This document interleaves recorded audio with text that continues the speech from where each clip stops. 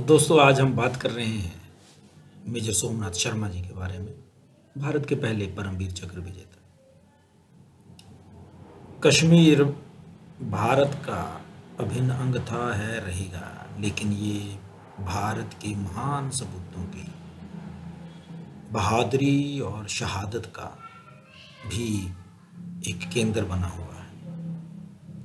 हमारे देश के जो पहले परमवीर चक्र विजेता हैं, इन्होंने भी कश्मीर की सुरक्षा के लिए ही शहादत दी थी।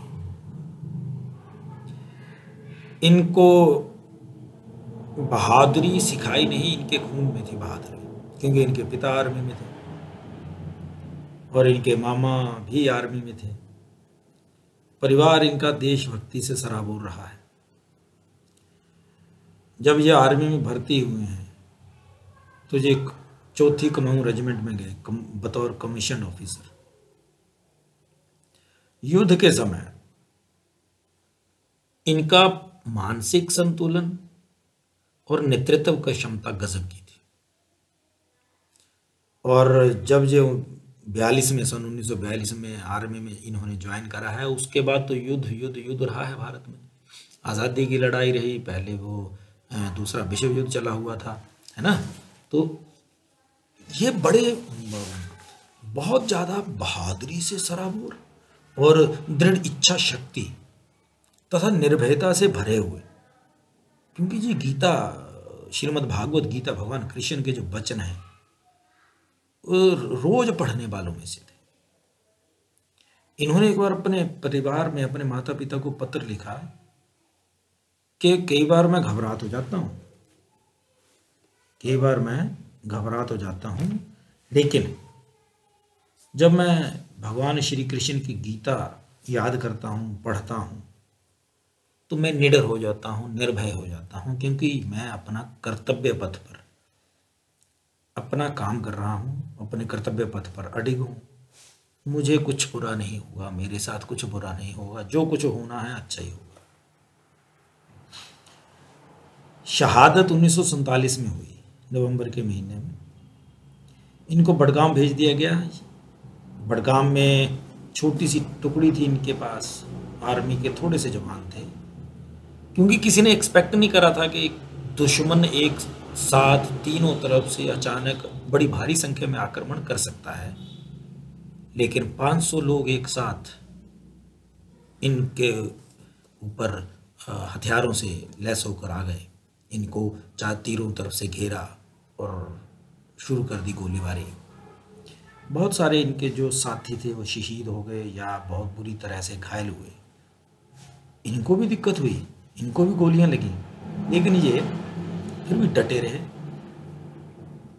वायरलेस से फ़ोन किया गया। उसके बाद इन्होंने क्या करा, उस क्षेत्र में जहाँ पे हवाई सहयोग चाहिए था वायुसेना का, एयरफोर्स के, वहाँ पे जहाज़ों को बताने के लिए इन्होंने चलती हुई गोलीबारी में वहाँ पे चारों तरफ कपड़े बिछाए, ताकि आर्मी को पता चले कि हम कहाँ हैं, मेरे सैनिक कहाँ हैं, उनको सहायता की किस जगह पे जरूरत है।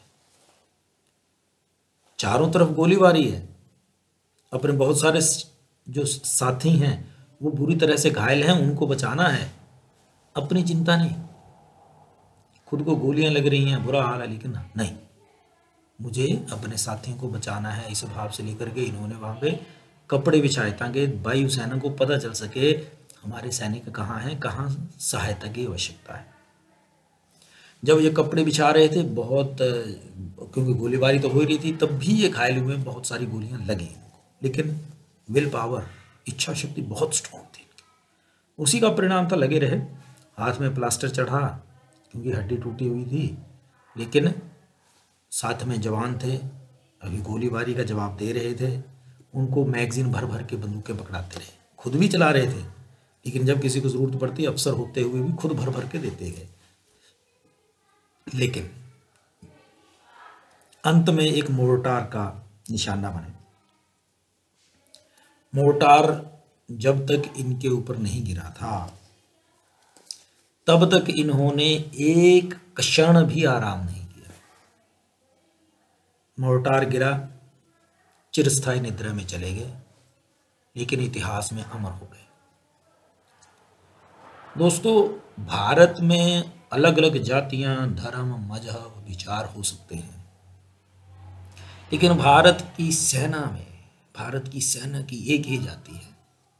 भारत की सेना का एक ही धर्म है, एक ही मजहब है, भारत। भारत और भारत, उसी को चित्रार्थ किया मेजर सोमनाथ शर्मा ने अपनी शहादत से।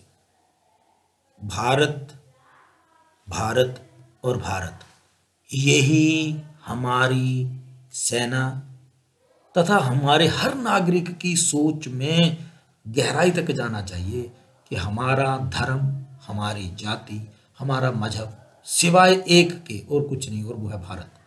भारत और भारत। भारत माता की जय। वंदे मातरम।